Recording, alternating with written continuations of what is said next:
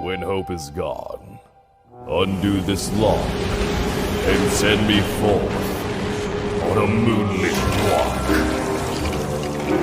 Release restraint level 0.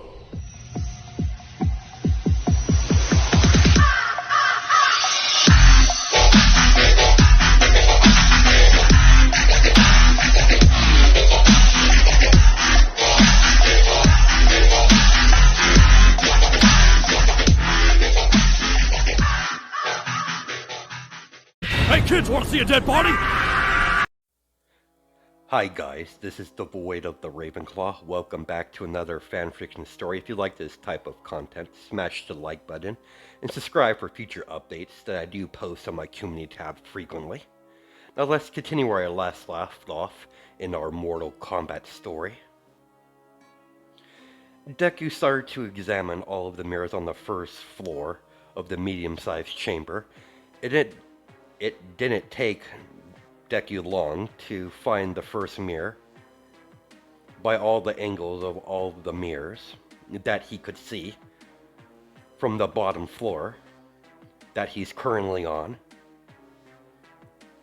He could see all the mirrors on the bottom floor and on the top floor.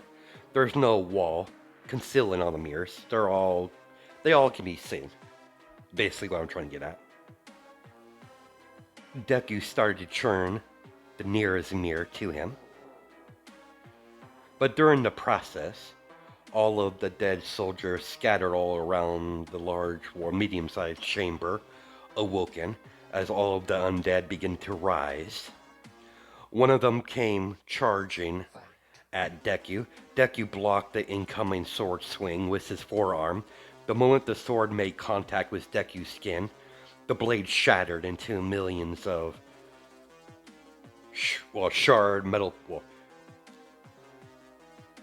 million shards of metal. Deku extended his hand outwards towards the undead and unleashed a burst of green fire out of the palm of his hand, engulfing the undead warrior, churning him into pure ash. Deku examined the room. Luckily for Deku, there was only one of them on the first floor of the chamber. The rest of the undead are currently on the second story. He could see them from his very position on the bottom floor of the chamber. Deku continued his task that was set in front of him. After turning all of the mirrors on the first floor, not only has to keep track of where the light is traveling by mirror to mirror, but he also has to get the beam to get to the second story by aiming the beam directly towards the crystal that's hanging from the ceiling by chains to even get access to the beam basically get the beam to access to the second level. Of course, Deku angled the last mirror directly into the crystal that's hanging by chains on the ceiling. As the beam begins to shine through the crystal and begin to travel to the next target, all he needs to do is connect the beam with the mirror on the second level. Then he could connect the rest of them to the rest of the mirrors on the second story. Then redirect the light to the crystal. Then hopefully it will shine upon the sealed door that's inside the chamber. When Deku ascended to the second level of the chamber, he noticed the mirrors he needs to churn. He just slightly needs to churn to connect to the beam of light. But beforehand, he got surrounded by two undead warriors wielding battle axes. Deku approached the two undead cautiously and very slowly. It didn't take them long to notice Deku's approaching. The moment he entered their view of sight, the closest one to Deku began moving forward quite fast and swinging his battle axe. ready to chop Deku in half, but Deku rolled out of the way of the battle axe. After he rolled, he got to his feet and ran forward and grabbed the undead warrior by the face,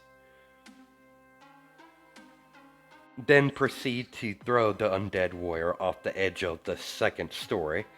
Before he could hit the ground on the bottom floor, the undead warrior decayed in mid-flight, completely turning him into ash. Deku grabbed the battle axe that was dug right into the floor of the second story floor and yanked it out. Melina kept Deku in her line of sight. She's not worried about him fighting against these undead, but she wants to keep him in her view of sight, just in case. When Deku yanked out the battle axe out of the ground, the other undead, carrying the same type of weapon, began to approach Deku. Deku, on the other hand, did not let the undead get out of his line of sight the entire time. Deku did a couple of practice swings while walking towards the walking undead that's walking towards him. When he got a good feel for the weapon, normally someone of his body built would have to wield the battle axe with two hands, but with his crazy strength, wielding a battle axe with one-handed is a simple task for him. Deku yanked the undead warrior towards him with his mother's telekinesis quirk and swung his battle axe so fast it only looked like he only swung once, but in reality he swung 10 times. As the undead warrior body began to separate, when he got close to Deku position, the son of all for one dropped the battle axe as he jumped down in the middle of the chamber on the bottom floor and looked around all around him to see all of the undead warriors walking about on the second level of the chamber. Deku's eyes began to glow a bright, glowing green as Deku created several green fireballs as they all began to float in the air and beginning to circle around Deku. Suddenly they all shot off in different directions and hitting every single undead in the chamber, vaporizing them instantly when the fireball made contact with their undead skin.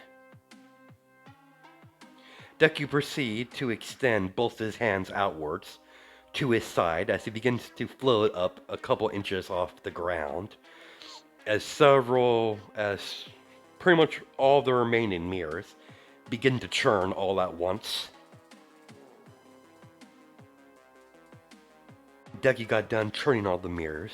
The glowing crystal on the roof begins to glow as it shoots out a beam of energy towards the door as the big gemstone above the stone door, suddenly begins to glow as the door begins to slowly open up. It's opening up upwards, basically.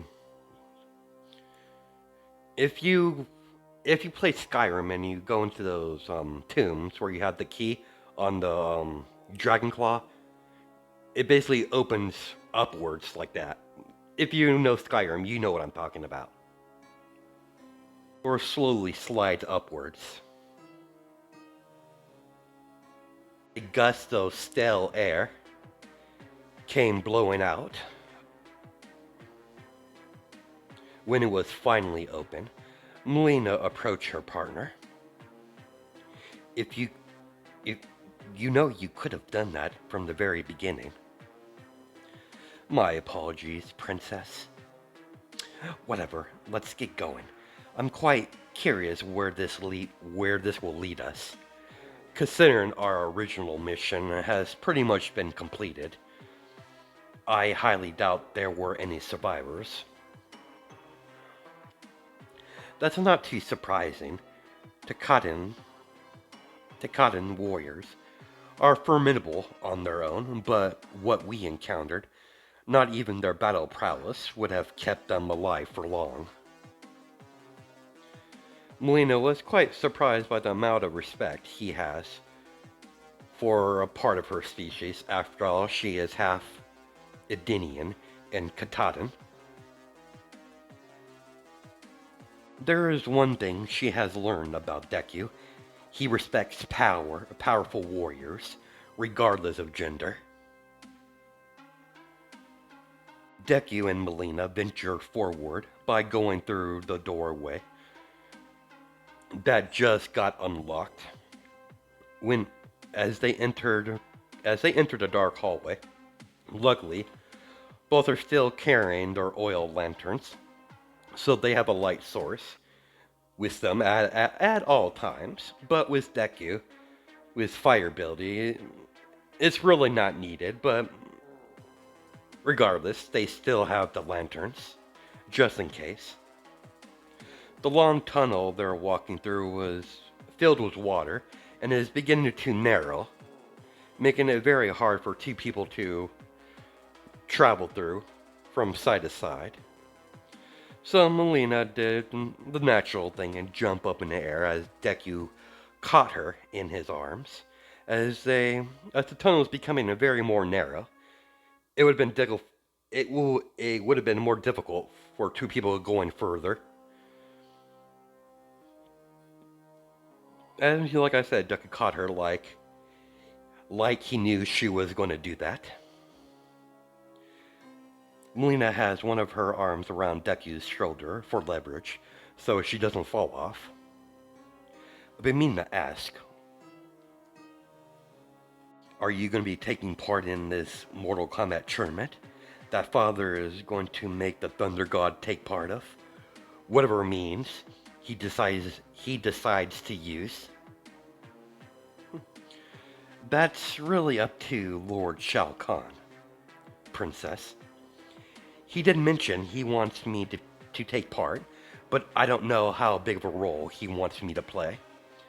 But I'm eager to take part of this Mortal Kombat tournament. I got a taste for it on that island. Yeah, I heard you fought many during the Mortal Kombat tournament. Father was quite impressed. That wasn't my attempt, but it's good to know that my employer is satisfied with my performance. I'm only here doing my job. Melina noted his very professional attitude. When it comes to following orders, she can respect that. It's a very attractive trait that she finds in Deku. She might not understand her feelings towards Deku, but she knows she likes it when he gets serious. Of course, she won't outright openly admit that. She would never openly expose her confusing feelings. It's just not her to open up in that matter. She was always taught to never show weakness, not even towards her father. Deku noticed whatever tunnel they're walking through, it seems to be endless. As once the tunnel end, he found himself. Once he got to the end of the tunnel led him to enter a labyrinth. Melina noticed Deku stopped. Why did he stop? We're just walking in circles. I might be wrong, but I believe we just walked into a labyrinth. After saying that, Deku proceeded to walk further into the labyrinth. After a few minutes of walking, well, Deku walking and she's still in his arms, she's convinced they're in a labyrinth as well. She could easily jump out of his arms, but she's very comfortable right now. and she doesn't want to get her feet wet because it's still water on the ground. With Deku's intellect and photographic memory, they finally made it out of the labyrinth. Once they stepped out, they found themselves in a huge arena. Deku noticed a figure covered in armor, standing in the middle of the battle arena. When the guardian of the labyrinth felt someone approaching him, as his eyes began to glow a crimson red, blood color, Deku put Melina down and approached the large figure in the middle of the arena. I'll handle this, Melina, princess. Be my guest. He does look dangerous. He does look dangerous, though. Best of luck. As she pulled out the game device that she took while she was in Izuku's arms, she swiped it from its hiding place. The little handheld game that she was handed earlier during their little quest. Deku only smirked at Melina as he walked towards the armor fellow that's standing in the middle of the arena. Greetings and welcome to one of your trials. I am the guardian of the labyrinth. I'm here to test you before you can move forward. I haven't had to test someone in many centuries. So my theory was correct. There are more than just puzzles to this place. Of course there is. The puzzles are just, those simple puzzles were just basically the easy setting for you for your further tests. Further down below. It gets more difficult from this point on. These trials are supposed to test your intelligence, combat strategy, combat capabilities, and further on. I don't want to spoil any of the surprises, if you even get past me. You must be quite a warrior to manage to get this far. As a huge flaming sword appeared right in front of the Guardian. As he grabbed the handle of this flaming sword. As the flames finally died out, revealing a long blade. It's a red blade. And a black shield materialize in his other hand. The shield itself looks pretty big. It can shield the Guardian's upper torso. It's a medium-sized shield, not too big or too small. Deku moves his long hair out of the way on his right side, revealing a handle to a sword that's on his back. He had a sword the entire time. His hair was just concealing it, and he didn't want to use it just for any lowly, like, undead. It could have been helpful, but he didn't really want to waste his time. It's one of his favorite weapons, as he pulled out a black-bladed katana with a black handle and guard. This is Deku's favorite weapon, the Black Raven. It was made with unknown material. It was made up with experimental unknown metal. It can easily cut through steel. The Guardian gnawed at the small unknown species. He might look like a Dinian, but he could tell he's not from that species. He's not entirely sure what species he belongs to. Considering he's never met a Dinian with glowing green eyes and green hair.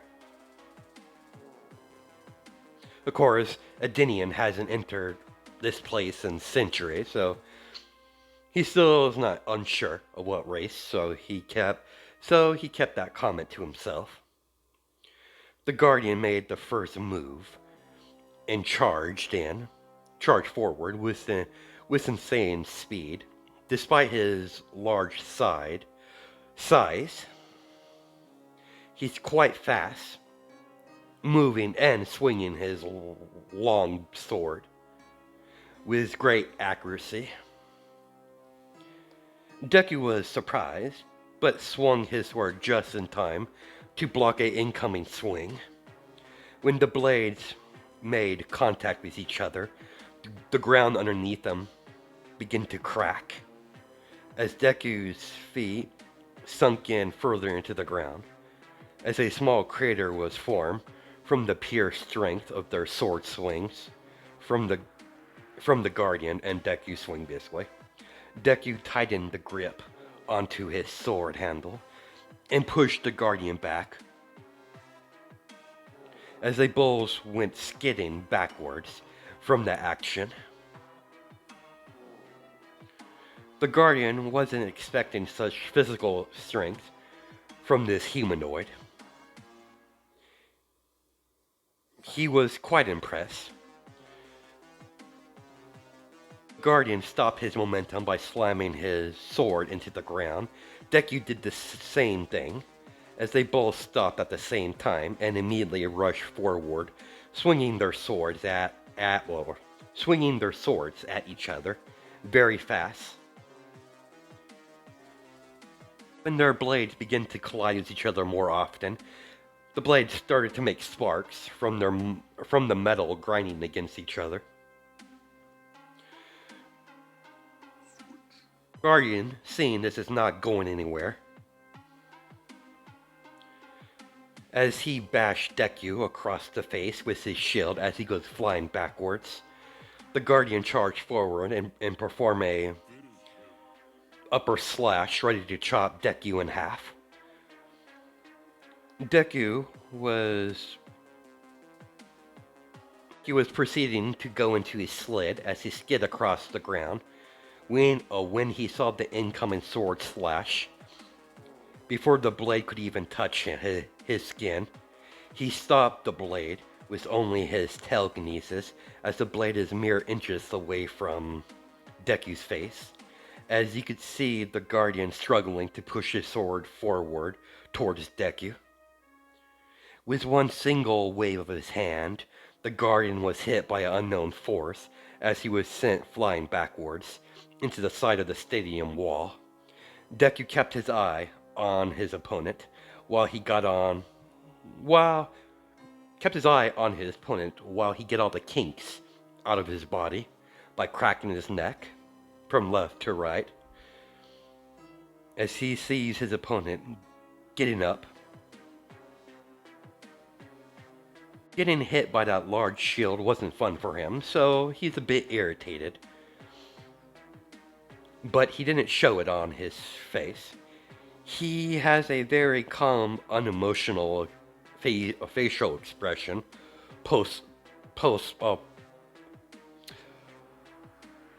plastered on his face. Deku begins to walk forward when he noticed the Guardian got up to his feet and began walking towards him as well. And judging by the speed the Guardian is moving, he's approaching and he'll be in range in mere seconds. When the charging Guardian approached Deku, Deku used his left hand to stop the shield and used his right hand with his sword to block an incoming sword strike. The Guardian saw his shield began to decay away. He immediately let go and jumped backwards as he skid by doing so to get some distance.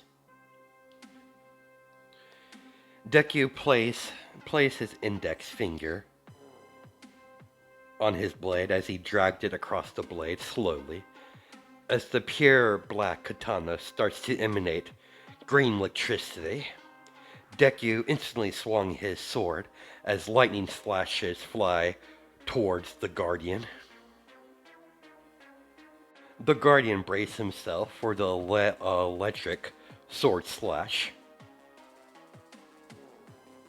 that's flying towards him as he crossed his arms in an X to protect his face or his helmet and upper body. With each electric sword slash that made contact, it pushed the Guardian back, just from the pure pressure that these attack made on his body. One of the electric sword slashes hit the ground as it created dust cloud, concealing the Guardian. When the dust cloud finally cleared away, it revealed a Guardian not damaged in any way. Unfortunately, he can't say the same thing about his ruined weapon that Deku noticed. The Guardian had to block several of the electric sword slashes with his sword. It was just too much for his blade to handle, so it eventually began to crack and eventually shattered.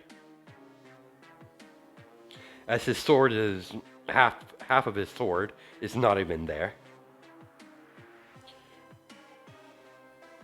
Seeing his opponent's weapons destroyed, Deku tossed his katana up in the air and tilted his head to the left as the black katana fell right into his sheath that's attached to his back. Exactly are you? Are you some sort of demigod? I've never seen such abilities as yours. In immortals. An immortal. Negative, I have no god blood running through my veins. But I'm not your average by any means. I'm different compared to the rest. I'm different compared to the rest of them back in my realm. I was always gifted above the ones. I've always been a gifted one. You see, where I come from, we're gifted with power since birth. Of course, your powers don't manifest until you hit the age around 4 or 5, 6 at the most. And before you ask, I'm no sorcerer. What you seen today is just my powers that they refer as quirks back home. Whatever realm you hail from, if they're able to produce such warriors such as yourself, it must be a very interesting realm. What do they call you? Deku. I take it you just go by Guardian then? That I do. I was created in this place. My only purpose in life is to test the people that manage to get through the labyrinth. Prepare yourself, Deku. This test is far from being over. The Guardian's hands begin to shift into armor gauntlet claws. Deku did something similar as a black substance start to envelop both of his arms, eventually shifting his hands into black claws. The very same claws that he's demonstrated when he fought in the last Mortal Kombat tournament. Because of the odd numbers of competitors, so he was forced to enter combat. Both competitors charge forward at the same time. Once both competitors clash, a large gust of wind pressure was created. Deku dodged a incoming claw slash from the Guardian, Once he was out of the way of danger, he threw one of his own. When his first attempt when his first attempt didn't hit, he was on guard and he saw his opening and proceeded to attack him with the brief opening he saw. Managed to land a powerful and devastating kick into Deku's stomach as he was sent flying backwards like a rocket, hitting the wall of the arena, cracking the stone from his impact. Deku unlodged himself from the wall as he gets in a strange form with both of his hands backwards. It's basically an assassin stance when you have claws like that. Looks like you're having trouble there, Mr. I Can Handle It. Oh, I got this all right, Princess. I'm just testing the waters a little bit. Deku ran forward while dragging his claws against the ground, making sparks. Each step Deku ran or made cracked the ground underneath him. When he finally approached the Guardian, they began to try to strike each other with each other's claws, only making impact with each other's claws, making sparks as they increase their speed. Lean across her arms against her chest and watched Deku charge forward and begin to attack the Guardian with incredible speed. He can move fast when he wants to.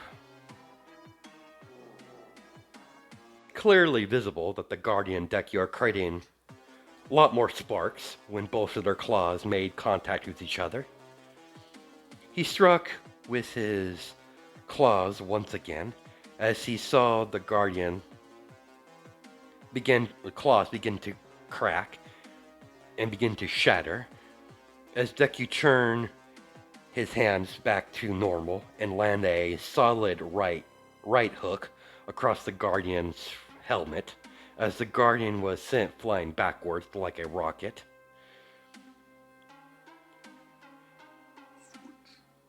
The Guardian stopped moving. He is laying on the ground motionless. As you can see, parts of the armor repairing itself. When the Guardian stood up on both of his feet, the claw gauntlet has returned back to normal. But Deku stepped right in front of the Guardian and began to throw punches and kicks, and with the occasional elbow. The Guardian tried to counterattack when he could, but Deku squashed any attempt of counterattacks and proceeded to run his elbow right into the middle of the chest of the Guardian as he was sent skidding backwards. Deku channeled electricity throughout his arms and channeled it in his fist and charged forward. Once his fist made contact with the Guardian, there was a loud boom noise, then a flash of light. At each attempt, he made contact with his fist, as another boom can be heard and seen, as another green flash becomes visible. Deku did not let up and continued the pressure by throwing more devastating, more powerful blows that eventually shattered the armor. As the Guardian begins to produce some black-like substance, as he begins to slowly sink down into it as his armor begins to break off. eventually getting eventually getting sunk into the black substance that's on the ground until there was nothing left, no sign of the black substance or the Guardian. He just disappeared. In truth, the Guardian was just recovering from the damage that the Guardian received from Deku. He's nothing but a living, walking armor. The armor itself will regenerate over time, even if it's heavily damaged. If a single piece of the armor is intact, he can recover himself. But the amount of damage the armor took, the amount of damage Deku afflicted onto the armor, it'll take some time for him to fully recover. As Deku and Melina proceed forward, as they found a set of stairs that on the opposite side of the arena, once they went through the doorway, or the archway basically, as they see a set of stairs that's leading below, going further downwards. So they descend down, see where the stairs lead. Further going to depth lower in levels of the temple that they're in. Deku took the oil lantern from Melina. His oil lantern was damaged during the fight with the Guardian. When she handed it over to Deku, Deku lit it and descended down below. There is no light source besides the lantern. As they begin to descend downwards down the stairs, when they arrive at the bottom of the stairs, they walk through a stone tunnels. They seem to be man-made, at least. And on the floor there is a large amount of black sand. Deku's seen sand before, but he's seen sand before. He made a trip to Egypt, but he's never seen black sand before. When they exit out of the tunnel, they found themselves in a desert. The tunnel itself is a pathway to a pocket dimension that's why Deku could see several suns in the sky with several objects that looks quite similar to pyramids. In the distance, they're black in color. What is this place? It doesn't even look like we're underground anymore. And the last time I checked, there was at least one sun, not three. It seems we managed to walk into a separate dimension. I've heard of these pocket dimensions, but I never actually visited one myself. Fascinating. Little too hot for my taste, but it's still an interesting experience. Izuku and Melina's attention towards the black pyramids was drawn away by something big bursting out of the sand a couple of miles in the distance as a huge sandworm bursts out of the ground. Well, that's one big earthworm. What is a earthworm? It's a small worm, really not important. It's just a phrase. I have no doubt we'll have to confront one or many of these giant worms that's apparently most likely infested in this black desert place.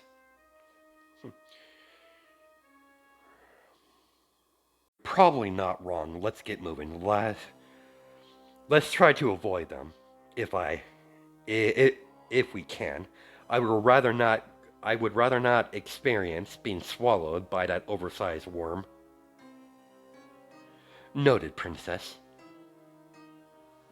They decided to head towards the oasis to make a game plan moving forward. They know there's a possibility this is just like Wild Goose Chase, but the opposite is true as well. there might be some sort of relic at the end of all of this, or some sort of reward.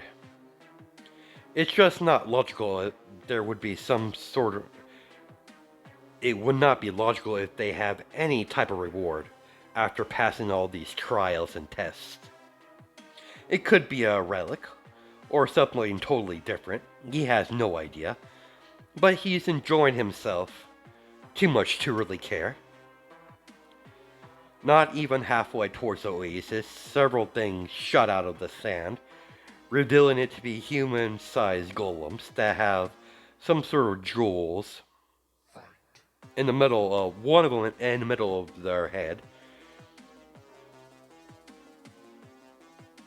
The golems are about the size of a normal adult human. There's no face. There's no facial expressions or anything more in detail. It's just a human-shaped body with a blank face, with no facial expression, and the little jewels that are on them are all in different places. It depends on golem you're facing. Deku could see several golems with a similar jewel that's implanted onto their body. Some of them are on middle of the head, some are in the chest, some on the arm. It all depends on the golem. Deku and Melina are back to back as they cover each other's blind spot. Deku noticed several jewels on each of the golems are all, like I said, are on different places on their body. Target the jewels. Once destroyed, the golems shouldn't be able to keep their body, to move their body or keep it in form. Got it, princess. Melina pulled out her sai out of the holster that's wrapped around her leg, upper leg. As she pulls out both of her sais at the same time, Deku's arm began to emanate green electricity as he got into a fighting stance while leaning against Melina's back. It didn't take long for the golems to act, so Deku and Melina act by rushing towards the golem at the same time. Melina managed to dodge a stone fist and jump on the shoulder on one of the golems and stab her sai into the glowing gem. When the jewel was pierced, the jewel began to crack as sparks of electricity can be seen, as the jewel shattered in a million pieces, as the golem crumbles to the ground. By then, Melina jumped off from the crumbling golem and began to engage another one that tried to rush her. The first golem charged at Deku. He circulated his electricity through his entire body to increase his speed and appeared right in front of the first golem and touched the gemstone in the middle of his head. Instantly, the golem begins to decay. Deku had no time to react as he blocked an incoming stone fist by catching it in the palm of his hand. Deku dug his fingers into the stone fist and lifted the golem up with one hand and tossed him into a group of golems, making them stumble and fall to the ground. Deku noticed their numbers have doubled by seeing several golems still bursting out of the sand. Deku got in a completely different stance. He's about to use one of his fighting styles he normally doesn't use because it's dangerous. He combined this fighting style with his decay quirk. The style mostly deals with palm strikes.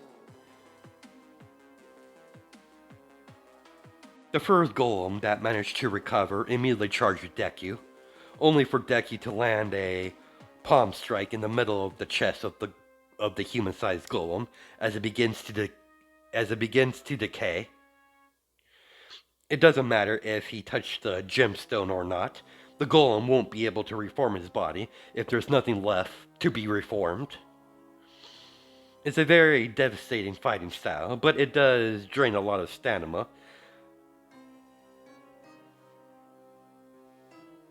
But he's been training this fighting style and managed to minimize some of the stamina requirement, but it's still a work in progress. Using this fighting style and with his decay quirk, it's quite a devastating fighting style, but it still takes a lot of stamina to even utilize. After dispatching a group of golems, she glanced towards Deku's location, watching him decay golem after golem with his palm strikes. She had a chill up her spine as she feels a very ominous pressure coming from Deku, and judging by his facial expressions, he's enjoying himself as he has a psychotic grin on his face. Melina noticed the number of golems have drastically decreased. Only ones left is the ones that Deku is fighting, and judging by the speed that they're being decayed, they will be dealt with in no time flat. So she decided to sit back and watch. Deku began to weave around all the stone fists, but the remaining golems that are throwing at him. Deku slapped away an incoming strike from one of the golems with the palm of his hand, and rapid hit several palm strikes into the golem. As it begins to crack and decay, as Deku slid backwards into a slide from one of the golems that try to flank him to get some distance, he pulled one of the golems towards him using his telekinesis, then proceeded to land several palm strikes into the golem's body. When it finally got into his striking range, then Deku spun around and delivered a spin kick in the side of the golem's neck as it shoot off to the side, but it never made impact onto the sand. Before gravity could take full effect, the golem decayed before it could even touch the ground. The rest of the remaining golems surrounded Deku on all sides. Their numbers have drastically decreased. It seems like that they're not increasing their number, but he still has to deal with a large number of these golems. There's at least 15 of them left. It's just a rough estimate. There could be more or there could be less. He doesn't really have the necessary time to count them properly. He waited for all the golems to surround him. They all charge him all at once. Deku can tell he's low on stamina. He has been kind of fighting non-stop, using specific fighting styles, and using different type of abilities. I know his stamina was draining during the middle of all this anyways. He's almost on empty. So he can't waste any more time. This specific skill should be efficient enough, but after that, he'll be on empty. He'll just have to rely on his modified strength if things get out of hand. After all, he went through the Nomu process.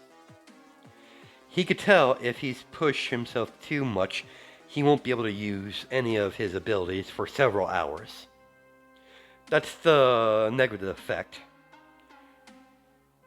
that he has to have with all the different quirks he has in his body. Deku created an electric field that engulfed all of the golems, as marble-sized electric orbs came into existence and shot towards the remaining golems, completely destroying them, as a large or loud boom noise could be heard once it made impact with the golems. Deku fell down to one knee, breathing heavy. Deku struggled to get to his feet. Before he could fall again, Melina caught him and put his arm around her shoulder for leverage. Let's head to the oasis and make camp for the night. How are you feeling? My tank is pretty much empty. We've been almost fighting non-stop, so that's not too surprising. I'm quite exhausted myself. A rest would do us some good. It would be wise, considering you're vastly weakened in this state. You would be an easy target for any further foes we come across. That would be very interesting to see, despite how weak I feel. I'm not that easy to kill. It would be a hard task to take me down, even in my weakened state. Melina rolled her eyes at Deku's cockiness. But she's not stupid. Even in this state, she knows most things still won't pierce his skin. So she knows it's not just bravado or cockiness coming from the guy. When they finally got to the oasis, Melina leaned Deku against a large rock. There were plenty of wood nearby at the oasis as she gathered up the old pieces of wood and started a fire. Surprisingly, night has begun to fall, considering whatever dimension they're in, and with the three suns no longer in the sky. Melina turned around to see Deku fast asleep. Melina sat down right next to him and leaned against her head onto his chest and wrapped his arms around her body, as she uses his body for heat, as it's quite cold. It's quite cold when the sun finally begins to set onto the black desert. And that's where we're going to stop it. Hope you guys have a good night and day. Judge my time zones. And I'll catch you in the next video.